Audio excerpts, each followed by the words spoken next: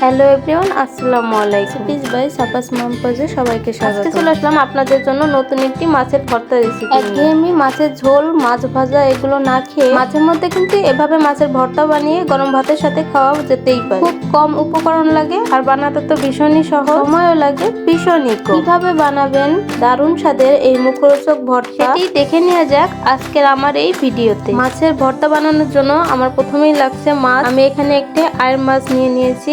চাইলে যে কোনো মাছ দিয়ে ভর্তাটা তৈরি করতে পারেন। আমি একা খাবো এজন্য আমি এখানে একটি মাছ নিয়েছি, আপনারা চাইলে এর চেয়ে বেশিও নিতে পারেন। ভর্তার জন্য এখানে আমি 3টা শুকনো মরিচ ভেজে নিচ্ছি। আমি এখানে মাছের সাথে একসাথেই ভেজে নিচ্ছি। মাছটিকে সুন্দর করে ভাজতে হবে যাতে কোনো কাঁচা ভাব না থাকে। ভাজা শেষ, এখন আমি একটি বাটিতে তুলে নিয়েছি। দেখেন আমি এই যে কিভাবে ছাড়িয়ে নিচ্ছি, আপনারা এইভাবে ছাড়িয়ে নেবেন। আর মাছে বেশি কাটা নেই, এর জন্য আমাকে বেশি কষ্ট করতে হয়নি। অন্যান্য মাছে অনেক সময় অনেক কাটা থাকতে পারে, কাটাগুলোকে ভালো করে ছাড়িয়ে নিতে হবে। কাটা থাকলে খাবারের সময় মুখে ফুটবে।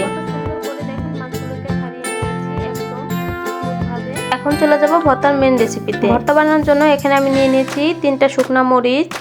শুকনো মরিচগুলো একটু তেলে ভেজে নিয়েছি মাছের সাথেই। আর নিয়েছি পেঁয়াজ কুচি, ধনেপাতা কুচি। ভর্তার মধ্যে ধনেপাতা দেওয়ার চেষ্টা করবেন, তাহলে ঘ্রাণটা ভালো আসবে, খেতেও স্বাদ। ভালোবাসা না থাকলে স্কিপ করবেন। তারপরে কিছুটা লবণ দিয়ে মরিচগুলোকে ভালো করে গুঁড়ো করে নিচ্ছি।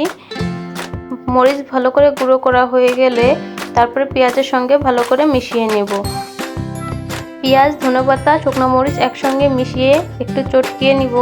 তারপর হচ্ছে আপনারা একবার হলেও বাসায় ট্রাই করবেন। এই ভর্তা যে একবার খাবে সে আর বারবার। সবাই আমার পেজটি ফলো দিয়ে পাশে থাকবেন। লাইক কমেন্ট করতে অবশ্যই ভুলবেন না। আপনাদের একটা লাইক আর কমেন্ট আমাকে অনেক উৎসাহিত করবে। সেই বেঁচে রাখা মাছগুলো এইখানে দিয়ে দিব। দিয়ে হাত দিয়ে কিছুক্ষণ চটকিয়ে মেখে নিব।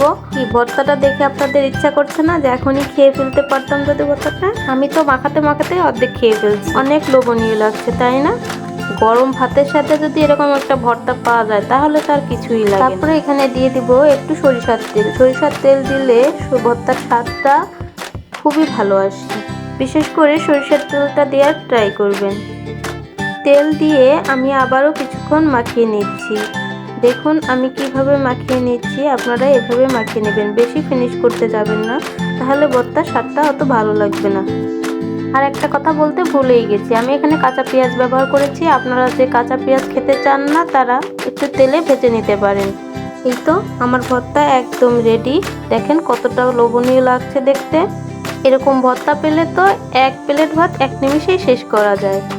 আর যারা আছেন ভর্তা প্রেমী তাদের তো কোনো কথাই নেই। এই তো তৈরি হয়ে গেল অসাধারণ মুখরোচক মাছের ভর্তা। এখন আমি আপনাদের গরম ভাতের সাথে মাছের ভর্তাটা খেয়ে দেখাবো। তার জন্য এখানে নিয়ে নিয়েছি গরম ভাত, একদম ধোয়া ওঠা গরম ভাত। আর নিয়েছি কিছুটা ভর্তা।